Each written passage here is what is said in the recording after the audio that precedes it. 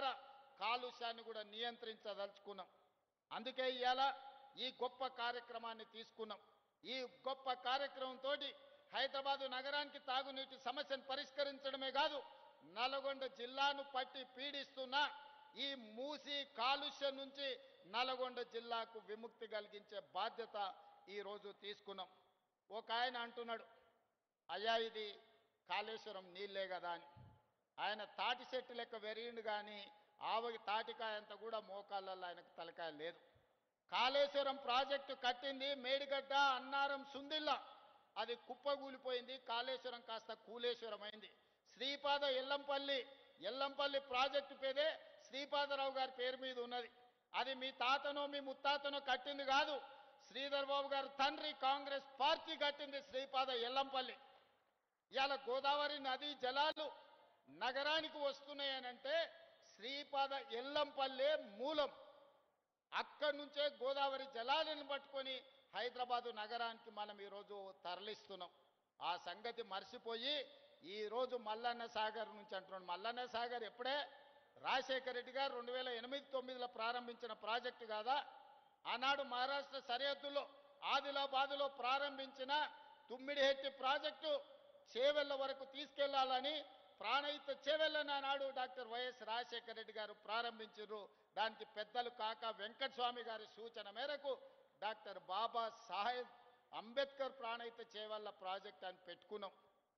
ఇవాళ కాసుల కక్కుర్తి కోసం ఈరోజు తుమ్మిడిహెట్టి దగ్గర ప్రారంభించాల్సిన ప్రాజెక్టును అక్కడ తలకాయ తొలగించిండ్రు, తీసుకెళ్లి మేడిగడ్డకు తీసుకెళ్ళి ఇక్కడ చేవెళ్లను చివరి ఆయకట్టును తొలగించండు.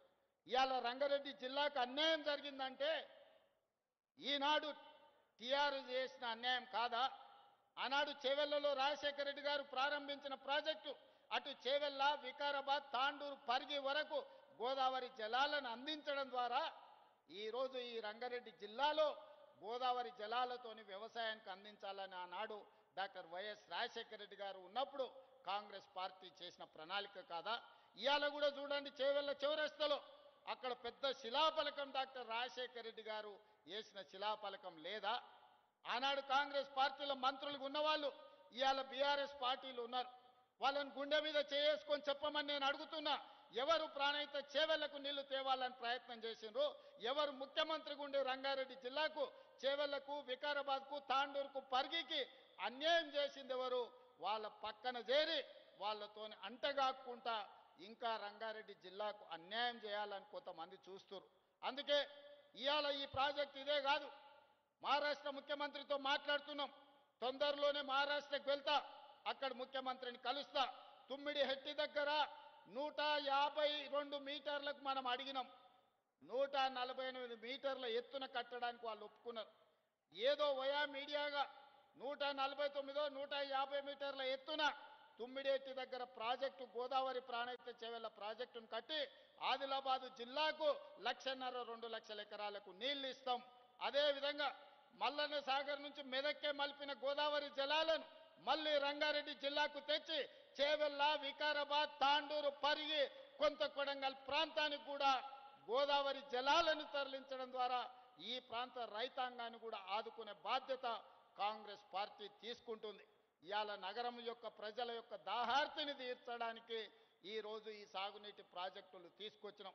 అందుకే మిత్రులారా, వేదిక మీద ఉన్న పెద్దలందరూ నేను అడుగుతున్నా, మూసీ నది ఒక మురికి కూపంగా మారింది. దీన్ని అద్భుతంగా మార్చుకుందామా లేదా ఆలోచన చేయండి. నరేంద్ర మోడీ గారు గుజరాత్లో సబర్మతి రివర్ ఫ్రంట్ కట్టుకున్నారు. గంగా నది రివర్ ఫ్రంట్ను ఉత్తరప్రదేశ్లో యోగి ఆదిత్యనాథ్ దాస్ కట్టుకున్నాడు. ఈరోజు ఢిల్లీలో రేఖా గుప్తా యమునా నది రివర్ ఫ్రంట్ కట్టుకుంటుంది. నేను అడుగుతున్న మిత్రులను, నరేంద్ర మోడీలో గంగా నది ప్రక్షాళన జరుగుతాయి, యమునా నది ప్రక్షాళన ఢిల్లీలో జరుగుద్ది, ఉత్తరప్రదేశ్లో గంగా నది ప్రక్షాళన జరుగుద్ది, గుజరాత్లో మీకు సబర్మతి నది